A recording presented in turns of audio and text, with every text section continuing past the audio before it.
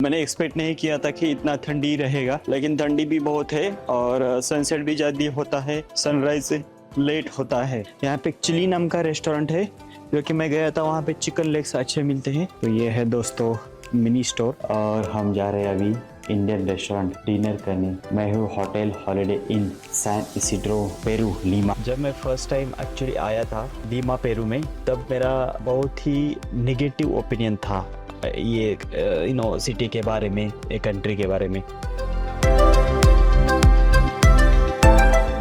तो दोस्तों हुई है हमारी कॉफ़ी पी के और हम लोग जा रहे हैं अभी ज़ारा शोरूम, देखते हैं ज़ारा में जाते हैं क्या मिलता है क्या। तो चलो चलते हैं ज़ारा। ये है स्टारबक्स जहाँ पे हम लोग गए थे और ये है एरिया। अभी बजे है आफ्टरनून के 5, इवनिंग के 5। ये एप्पल स्टोर भी है बाजू में। मैं गया था लेकिन इतना कुछ खास नहीं लगा, महंगा लगा मुझे ये एप्पल स्टोर। क्या बात कर रहे हैं, इसलिए कुछ मतलब नहीं है। आजकल के ऑनलाइन के ज़माने में सब कुछ आपको इंडिया में ही अच्छा मिलेगा। तो ये है स्ट्रीट, मेन स्ट्रीट है यहाँ पे लीमा का। अभी अपना हुआ है ग्रीन सिग्नल, तो चलो जाते हैं दोस्तों। ग्रीन सिग्नल हुआ है तो ज़ारा में पता नहीं कि अलाउड है कि नहीं कैमरा, लेकिन ये देखो पूरा ये एरिया जो है वो अच्छा एरिया है। तो पूरे बैंक्स वगैरह आपको देखने के लिए मिलेंगे। A few moments later. तो दोस्तों गया था मैं मॉल, ज़ारा मॉल में, लेकिन मुझे कुछ इतना खास नहीं लगा, कुछ चीज़ें इतनी खास नहीं लगी, तो इसलिए आया हूँ मैं वापस। अभी चलते हैं होटल, उसके पहले एक शॉप में जाते हैं जिसका नाम है मिनी स्टोर। तो ये आए हम लोग सिग्नल पे। ये है नज़ारा, इवनिंग के बजे 6, तो जल्दी सनसेट होता है विंटर में और सनराइज भी लेट होता है। जैसे सुबह 8 बजे मैं ब्रेकफास्ट के लिए आया था तो सनराइज भी नहीं हुआ था। तो ये मेरा फर्स्ट एक्सपीरियंस है विंटर का लीमा में, पेरू में, जो कि मैंने एक्सपेक्ट नहीं किया था कि इतना ठंडी रहेगा, लेकिन ठंडी भी बहुत है और सनसेट भी जल्दी होता है, सनराइज लेट होता है। दोस्तों गया था मैं अभी ज़ारा में ट्राई कर रहा था कुछ मिलता है क्या खरीदने के लिए, कुछ शॉपिंग करने के लिए, लेकिन इतना कुछ खास नहीं लगा। जैसे कि मैं लास्ट टाइम ज़ारा नवी मुंबई में गया था तो वहाँ पे सस्ती चीजें थी और वही सेम आइटम थे। तो ज़ारा का H&M का एक है कि आपको पेरिस के ज़ारा के शोरूम में कोई अगर आपको चीज दिखती है, कोई क्लॉथ दिखता है, कोई डिजाइन वाला कपड़ा दिखता है, तो वही सेम आपको इंडिया में भी मिलेगा। तो आपको ऐसा नहीं कि पेरिस के ज़ारा में वाला अच्छा रहेगा, इंडिया अच्छा, सेम क्वालिटी रहती है, सेम आर्टिकल रहता है, सेम क्लॉथ रहता है, लेकिन इंडिया में आपको सस्ता मिलेगा। कि जो भी प्राइजेस वहाँ पे डिसाइड होते हैं वो लोकल करेंसी के अकॉर्डिंगली डिसाइड होते हैं। तो आप ऐसा कर सकते हो कि यहाँ पे आ सकते हो, यहाँ पे अगर घूमने आए हो तो आप देखो वही सेम आइटम आप इंडिया में भी खरीद सकते हो। ये थोड़ा एरिया अच्छा है, वॉक करने के लिए आपको फुटपाथ्स वगैरह दिखेंगे। अभी तो 6 बजे है, अभी ऑफिस सारे छूटे हैं, सारे लोग जा रहे हैं घर। ये है इनका बस, 2-3 कंट्री में जाता है शायद ये। तो ये सब बस मैंने कर्नाटक में देखा था, लड्डू मुत्याना, छोटा सा बस, कलरफुल बस। और बाकी की तो गाड़ियाँ उनकी अपने जैसी है, जो अपने पास ब्रांड है, जैसे किया के, हुंडई के, टोयोटा के, वैसे सेम ब्रांड है। ये देखो अपने पास ये है ना हुंडई की क्रेटा ओल्ड वाली, तो वो है, ये है हुंडई की गाड़ी। तो बाकी के तो सारे व्हीकल्स लैटिन अमेरिका में आप हमारे जैसे ही देखने के लिए मिलेंगे, इतना कुछ डिफरेंस है ही नहीं। ये एक दूसरा स्ट्रीट है, यहाँ पे आपको डॉलर एक्सचेंज करने के लिए, कुछ अगर एक्सचेंज करना है तो आप यहाँ पे एक्सचेंज कर सकते हो। ये है दूसरा एक स्ट्रीट, यहाँ पे आपको ये फार्मेसी भी मिलेगा, मी फार्मा। तो दोस्तों फार्मेसी का एक ऑब्जर्व किया है कि मैंने, आपको अगर कोई दवाइयाँ लेते हो या कोई मेडिसिन लेते हो और आपका खत्म हुआ है तो आप यहाँ पे आके खरीद सकते हो, यहाँ पे आके ले सकते हो। इतना कुछ इंक्वायरी नहीं करते, इतना कुछ प्रिस्क्रिप्शन दे दो वो दे दो, इतना कुछ नहीं करते, आपको आराम से मिल जाएगा जो भी आपका मेडिसिन खत्म हुआ है वो। बाकी ये जो एरिया है वो बहुत ही अच्छा एरिया है। यहाँ पे चिली नाम का रेस्टोरेंट है जो कि मैं गया था, वहाँ पे चिकन लेग्स अच्छे मिलते हैं। सुपरमार्केट भी यहाँ पे बहुत बड़े बड़े रहते हैं। सुपरमार्केट में भी आपको बहुत सारा सामान मिल जाएगा, कुछ मतलब कोलगेट, सोप्स या कुछ ब्रश वगैरह आपको लेना है तो ये है यहाँ का एरिया। आगे जाऊंगा मैं, एक मिनी स्टोर है जो कि वहाँ पे बच्चों के लिए बहुत सारे टॉयज, बहुत सारे बच्चों का सामान मिलता है। मिनी स्टोर में। तो वहाँ पे देखते हैं, अगर कैमरा ऑन करने देते तो हम लोग ले गए वहाँ पे कुछ शूटिंग। तो ये है दोस्तों मिनी स्टोर।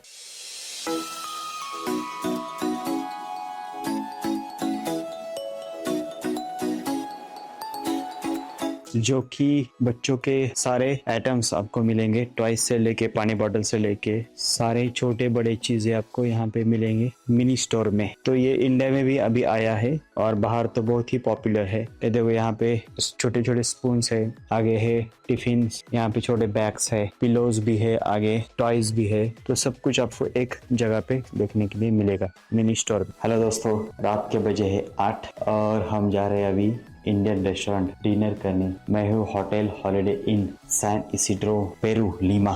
तो आई थिंक मैंने इंडियन रेस्टोरेंट का वीडियो नहीं बनाया था, यहाँ के इंडियन रेस्टोरेंट का। तो दोपहर में तो मुझे टाइम नहीं मिला था, तो अभी मैं बनाता हूँ इंडियन रेस्टोरेंट का वीडियो। यहाँ पे 2 इंडियन रेस्टोरेंट है, एक है ताजमहल, दूसरा है मंत्रा। ताजमहल बहुत ही छोटा रेस्टोरेंट है, ताजमहल मुझे अच्छा भी नहीं लगा खाना। मंत्रा का खाना अच्छा है, रोटी अच्छी रहती है उसकी, सब्जी अच्छी रहती है, चिकन अच्छा रहता है। तो मुझे मंत्रा ही अच्छा लगता है, इसलिए मैं मंत्रा ही जाता हूँ। मैं होटल हॉलिडे इन में, ये है होटल हॉलिडे इन, ये है यहाँ पे इनका रेस्टोरेंट, डिनर वगैरह मिलता है। तो अभी तो काफी ठंड है यहाँ पे, इसलिए बाहर इतना कुछ घूमने का मन नहीं है। मेरा मूड नहीं था इंडियन खाना खाने का, लेकिन कल है मेरा फ्लाइट दोपहर को, तो मुझे निकलना पड़ेगा 2:30 बजे, इसलिए कल तो खाना नहीं होगा इंडियन खाना। इसलिए मैं आज ही ट्राई करता हूँ कि इंडियन खाना खाऊं। तो कल मैकडोनल्ड वगैरह कुछ खा सकते हैं। थोड़ी बारिश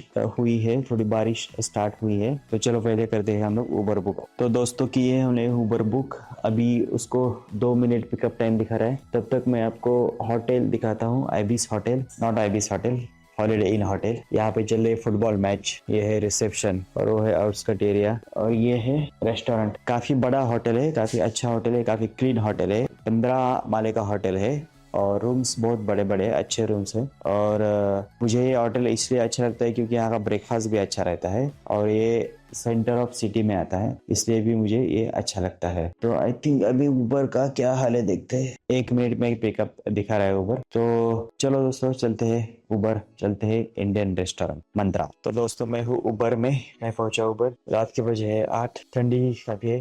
can you close the window, close the window, it's very cold. यहाँ पे ये जो एरिया है सैन इसिड्रो एरिया है या डिस्ट्रिक्ट कह सकते हैं हम लोग। यहाँ पे 2-3 सुपर मार्केट्स भी है, एक यहाँ पे सबवे भी है, 2-3 रेस्टोरेंट्स भी है, इंटरनेशनल रेस्टोरेंट। तो ये वैसे एरिया भी अच्छा है, लेकिन मैं ट्राई करता हूँ कि इंडियन खा के ही सो जाऊं, तो फिर नींद भी अच्छी आती है। अगर खाना नहीं हुआ तो नींद अच्छी नहीं आती है। ट्रैफिक है बहुत अभी जाम, ये है ट्रैफिक का हाल, अभी बहुत जाम चल रहा है ट्रैफिक। ये है हमारे भाई साहब। Yes, Consulta la aplicación, pausa okay okay en la aplicación. Okay okay okay. Puedes darle para continuar la trayectoria.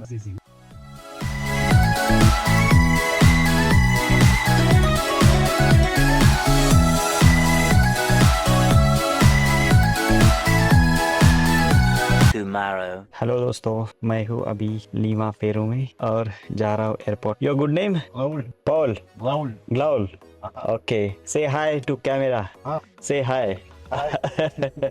Gaul is my friend in Lima, Peru. We are going to airport. Gaul is going to drop me to the airport. तो दोस्तों ये है Lima Peru. तो दोस्तों मैं था Lima में 4 दिन के लिए, ये है मेरा लास्ट दिन और अभी हम लोग जा रहे हैं वापस इंडिया। तो 2-3 चीजें मैं शेयर करना चाहूंगा। जब मैं फर्स्ट टाइम एक्चुअली आया था लीमा पेरू में, तब मेरा बहुत ही नेगेटिव ओपिनियन था ये सिटी के बारे में, एक कंट्री के बारे में। क्योंकि जब मैं आया था फर्स्ट टाइम सिटी में, जब मैं फर्स्ट टाइम एयरपोर्ट पे पहुंचा था, तब इतना मैं आया था डायरेक्ट यूरोप से, तो इतना गंदा स्मेल आ रहा था एयरपोर्ट पे। छोटा सा एयरपोर्ट, गंदा सा एयरपोर्ट, तो मुझे बिल्कुल भी अच्छा नहीं लगा एयरपोर्ट। उसके बाद जैसे ही मैं बाहर आया, कोई बाहर सिस्टम नहीं है टैक्सी का। लकीली मेरा बिजनेस पार्टनर आया था मुझे रिसीव करने, तब कुछ दिक्कत नहीं हुई। बाद में थोड़ा थोड़ा मुझे कंट्री के बारे में समझने लगा। तो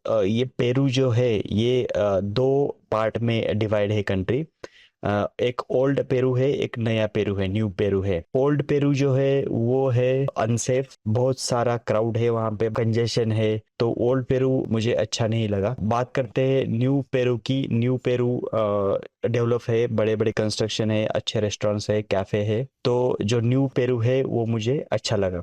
लकीली मैंने फर्स्ट डे से ही न्यू पेरू में ही होटल लिया था, तो वो एक मेरा अच्छा एक्सपीरियंस था न्यू पेरू को लेके। दूसरा, इंडियन ब्रांड्स यहाँ पे दिखेंगे आपको। तो जैसे ही मैं एयरपोर्ट के बाहर आया था फर्स्ट टाइम, तो मुझे महिंद्रा की गाड़ी दिखी थी, स्कूटर्स वगैरह दिखे थे, बजाज के एक दो प्रोडक्ट देखे थे, टीवीएस का देखा था। परसों मैं एक मेडिकल में गया था, मेडिकल स्टोर फार्मेसी में, तो वहाँ पे वखाड़ कंपनी, इंडियन कंपनी है, वहाँ के प्रोडक्ट देखे, मुझे सन फार्मा के प्रोडक्ट देखे। तो इंडियन प्रोडक्ट्स भी है, इंडियन कंपनी, चाहे वो फार्मा हो या ऑटोमोबाइल हो, वो भी यहाँ पे है पेरू में। मैं थोड़ा सिटी का आपको दिखाता हूँ नज़ारा। यह है सिटी। यहाँ पे ट्रैफिक थोड़ा ज़्यादा है, मतलब बहुत ही ज़्यादा है, कोई मैनेज नहीं है ट्रैफिक का। ये देखो बाहर लगा है पूरा ट्रैफिक। तो दोस्तों, जो यहाँ पे केओस है या जो भी ट्रैफिक जाम है, उसका रीज़न ये नहीं है कि यहाँ पे गाड़ियाँ ज़्यादा है, उसका रीज़न ये है कि यहाँ पे मैनेजमेंट जीरो है।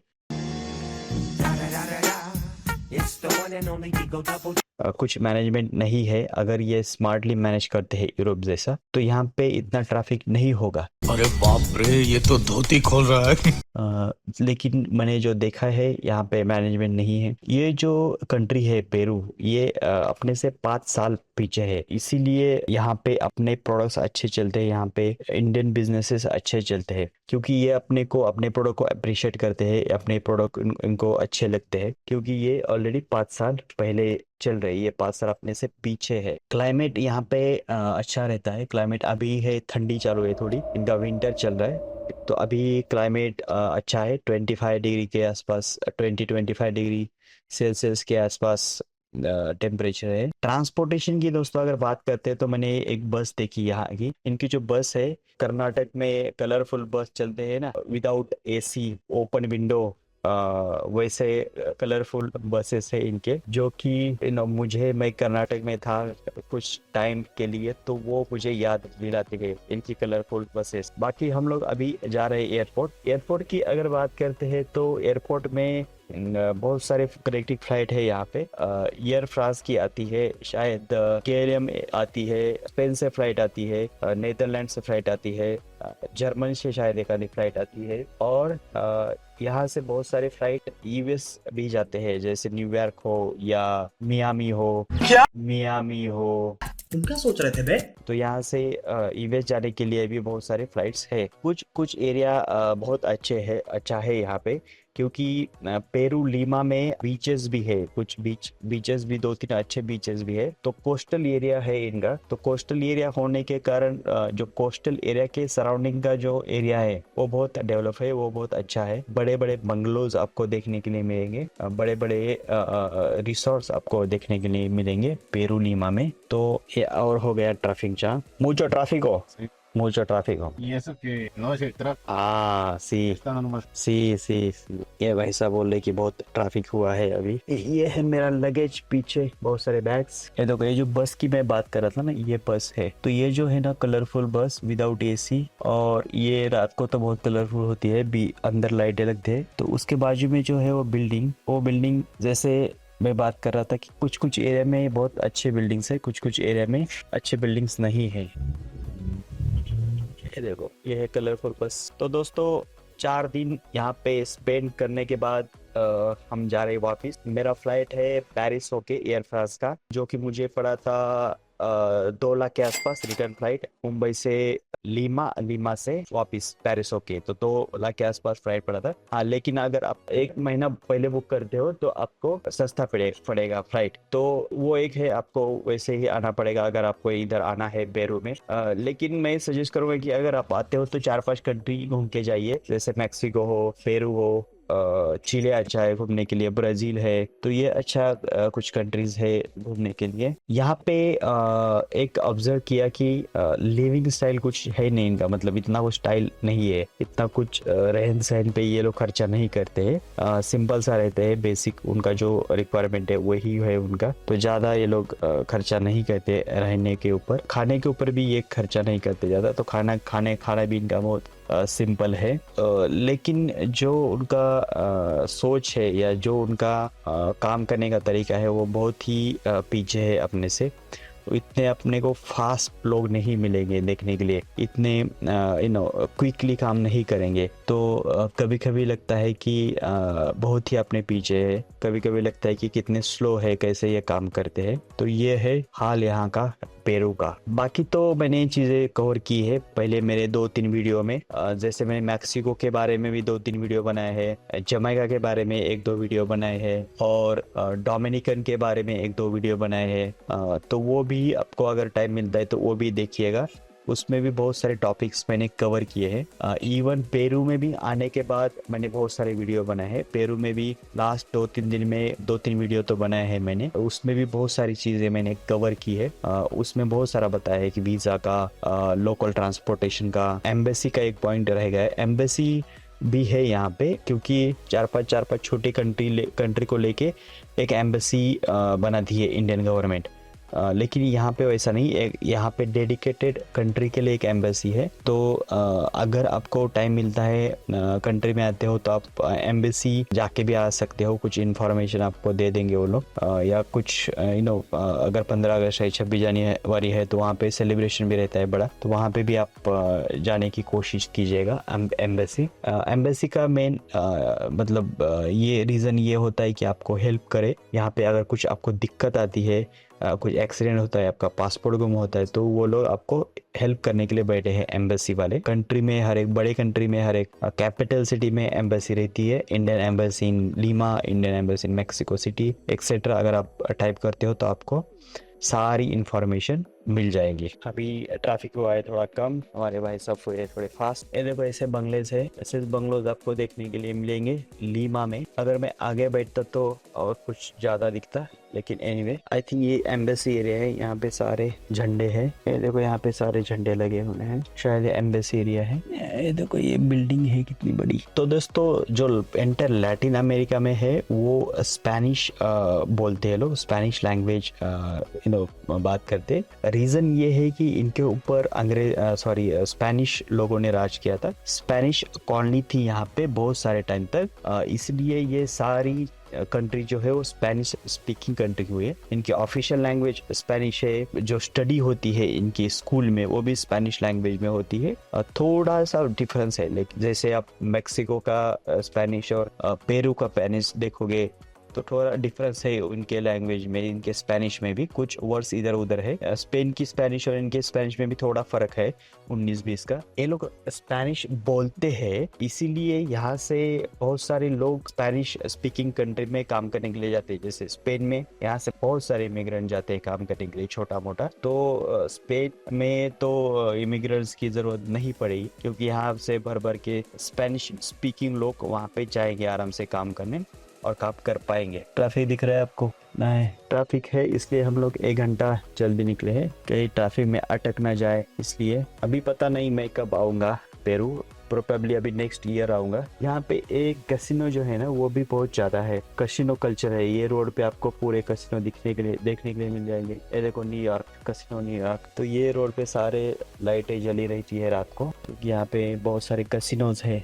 तो दोस्तों मैं पहुँच चुका हूँ लीमा एयरपोर्ट। ये है लीमा का इंटरनेशनल एयरपोर्ट, और इसके ऊपर जो फ्लोर है वो है डिपार्चर गेट। वहाँ पे आपको स्टारबक्स, मैकडोनल्ड वगैरह खाने के लिए मिलेगा।